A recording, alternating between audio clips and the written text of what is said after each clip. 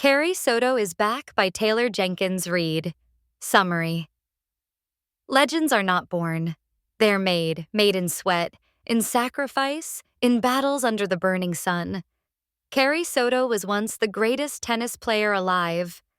20 Grand Slam titles, every record is broken, every rival defeated, and then she walked away. Retired on top, ruthless, feared, and unforgettable. But 6 years later, she sits in the stands, watching her crown slip away. And in that moment, Carrie Soto makes a decision that shocks the world. At 37 years old, she will return. One last season, one last chance, one last fight for glory. This is the story of Carrie Soto Is Back, a fierce tale of ambition, sacrifice, and the unbreakable bond between a father and daughter. The rise of a champion. Carrie Soto's story begins long before the bright lights of packed stadiums. It begins in the quiet moments on a practice court, where her father, Javier Soto, put a racket in her tiny hand at the age of 2. Javier wasn't just any father. He had been a tennis champion himself, smooth, stylish, respected on the court, but when his career faded, he poured all his knowledge, all his love, and all his relentless drive into his daughter. From the very beginning, Javier taught Carrie not just how to hit a ball, but how to win. How to think like a predator. How to analyze every opponent. How to control her emotions, her body, and the pace of every game. And Carrie, sharp-eyed, disciplined, and fiercely ambitious, absorbed it all. As the years went by, the world began to notice. A new prodigy was rising, and she wasn't there to smile or make friends. She was there to dominate, the making of the battle axe. By the time Carrie Soto exploded onto the professional tennis scene, her reputation followed close behind. She was brilliant, she was relentless, and she was ruthless. Every title she won, every record she broke, came at a cost. Opponents hated playing her. Commentators nicknamed her the Battle Axe. Sharp, cold, merciless. Fans booed as often as they cheered. But Carrie didn't care. She wasn't chasing love. She wasn't chasing applause. She was chasing greatness. And she achieved it. 20 Grand Slam titles, the undisputed best the world had ever seen. Her father, always at her side, stood as both coach and protector. He believed in her when no one else did. And Carrie, well, she believed in winning. But the human body isn't built for eternal dominance. After years of punishment, after pushing her limits season after season, Carrie made the choice to retire. She left the game at the very top. Not smiling, not softened, but victorious. The return of Nicki Chan 6 years later, in 1994, Carrie Soto sat in the stands of the US Open. She wasn't on the court anymore. She was a spectator, watching a new queen rise. Her name was Nicki Chan, fast, brutal, graceful in her own way. Nicki wasn't just, but the human body isn't built for eternal dominance.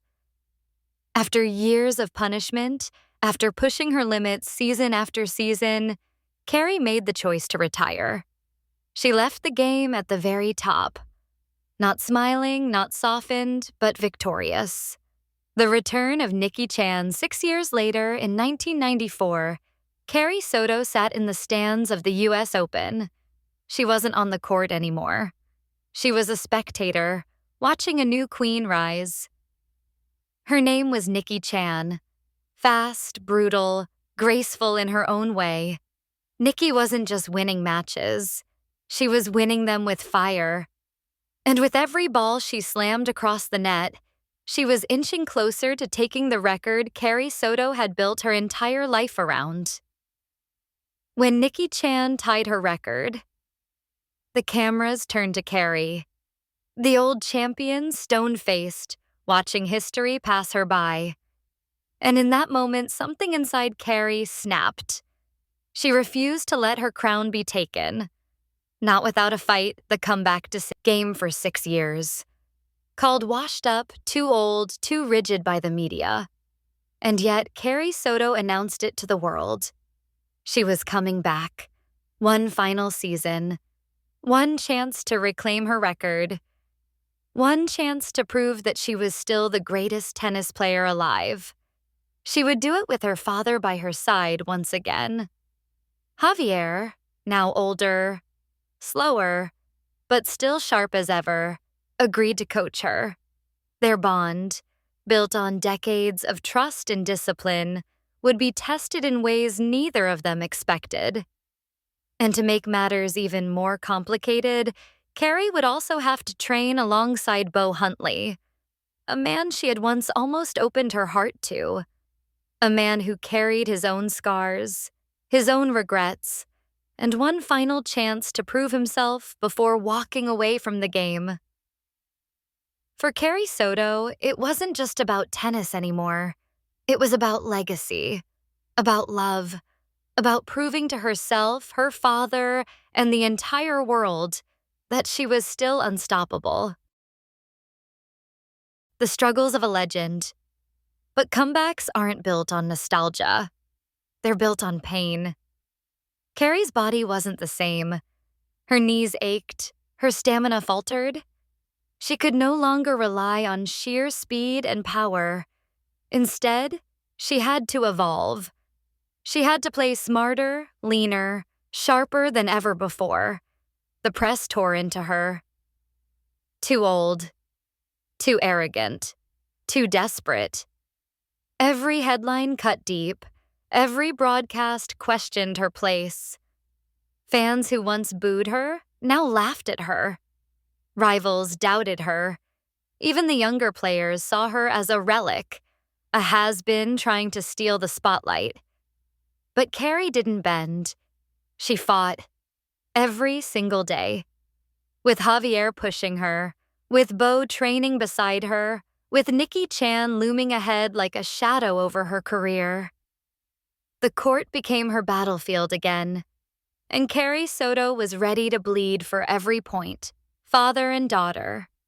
At the heart of this story is not just tennis, but love. The complicated, fiery, unshakable love between Carrie and her father, Javier. He was her first coach, her fiercest critic, and her greatest believer. Every match, every trophy, every moment of triumph was shared between them. But age had changed him too. Coaching Carrie one last time wasn't just about reclaiming her record. It was about closure, about passing down his wisdom one final time, about standing beside the daughter he had shaped into a warrior. And for Carrie, it was about realizing that all the victories in the world meant nothing without the man who had stood by her through it all. The rivalry of a lifetime. Nicki Chan wasn't just another opponent. She was the future. Fast, aggressive, daring, everything Carrie had once been. Facing Nicki was like facing herself in her prime. And Carrie knew the truth. To defeat her, she would have to give everything she had left. Every match leading to their showdown became a test.